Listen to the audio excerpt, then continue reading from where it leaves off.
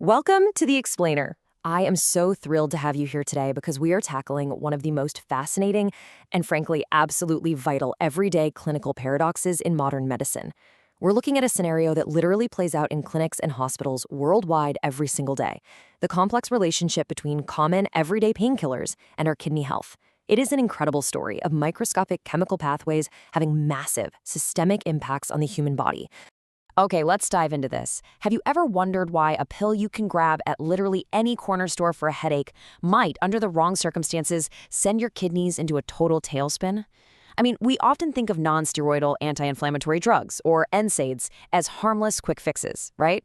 But beneath the surface, these standard medications can severely disrupt vital renal blood flow, which is the delicate system that keeps your kidneys functioning, and set off a pretty dangerous chain reaction. So today, we're going to visually map out exactly how and why this happens. Here is our roadmap for today's explainer. We'll start with the NSAID kidney dilemma, zoom into the COX pathway hub, compare COX-1 and COX-2 products, and see how prostanoids protect our kidneys. After that, we'll map out exactly how NSAIDs cause harm, and finish up with why clinical context is everything. All right, kicking things off with Section 1, the NSAID kidney dilemma. Now, NSAIDs are incredibly effective at treating pain. We all know that. But their widespread systemic use creates this massive hidden risk: hemodynamic toxicity in the kidneys. The real danger strikes during states of what we call low effective arterial volume. Basically, this is when your body is dehydrated, or maybe your heart is failing, and the body is just desperately fighting to keep blood pumping to your vital organs. If you introduce an NSAID right at that moment, it can cause a sudden, dangerous drop in kidney blood flow. To really understand why, we have to look a bit closer. That brings us to Section 2, the COX pathway hub. Let's look at the biochemical factory floor. So cyclooxygenase, or COX, is the master enzyme hub. It all starts with our cell membranes, which act as these dynamic reservoirs for fatty acids. The COX enzyme grabs a specific fatty acid called arachidonic acid, or AA for short, and converts it into a critical common intermediate called PGH2. You can kind of think of PGH2 as the raw material, right? It's the absolutely crucial starting point.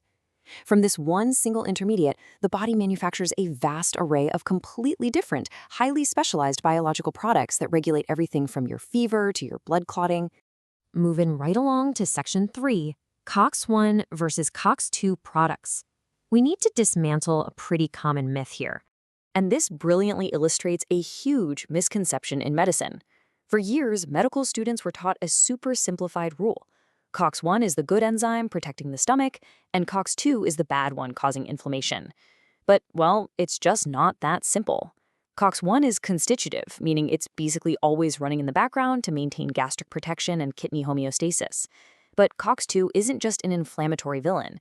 It also has critical background functions regulating kidney blood flow in the endothelium.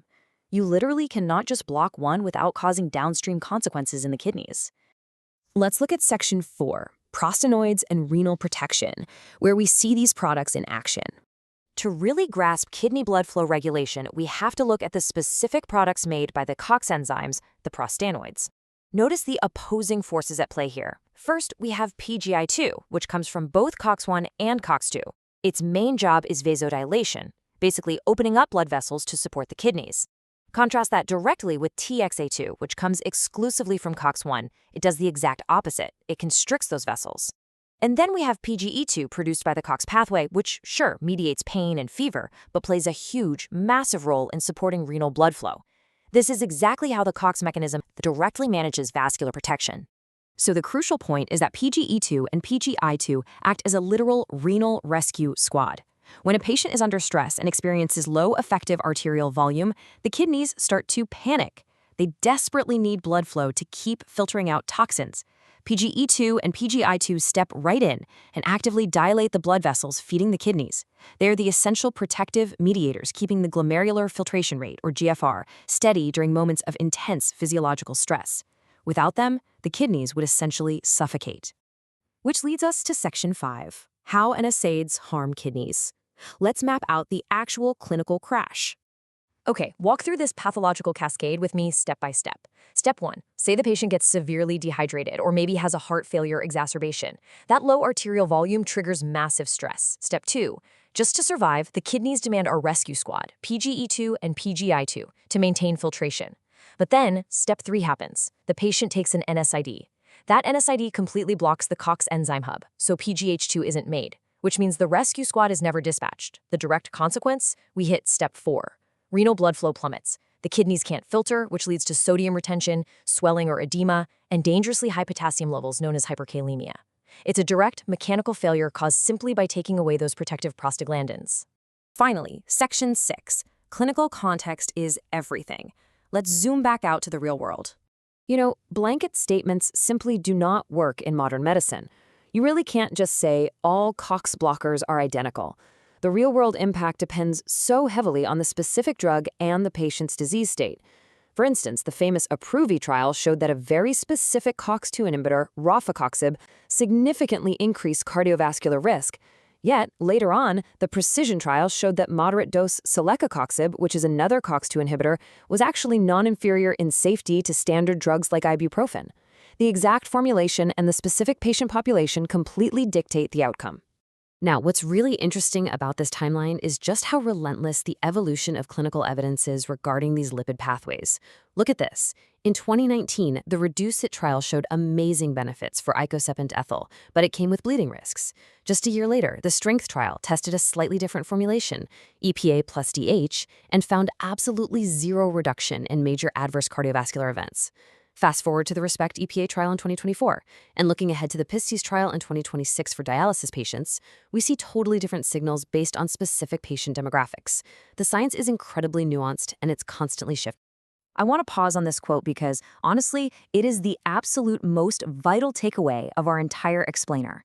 A plausible mechanism does not equal clinical effectiveness. Just because we know exactly how the COX enzyme works in a petri dish or exactly how an NSAID blocks a receptor does not mean we can perfectly predict human outcomes. Beautiful biological theory must always be weighed against rigorous, hard clinical trial data. Which leaves us with this final thought. We are entering an era of incredibly targeted therapies. But if a perfectly plausible mechanism isn't enough to guarantee safety, as we've clearly seen with NSAIDs in the kidneys, how will you evaluate the next miracle drug that claims to perfectly target our cellular pathways? It's a question that demands we look past intuitive biochemical assumptions and truly demand hard evidence. Thank you so much for joining me on this explainer. Keep asking the hard questions, and I'll catch you next time.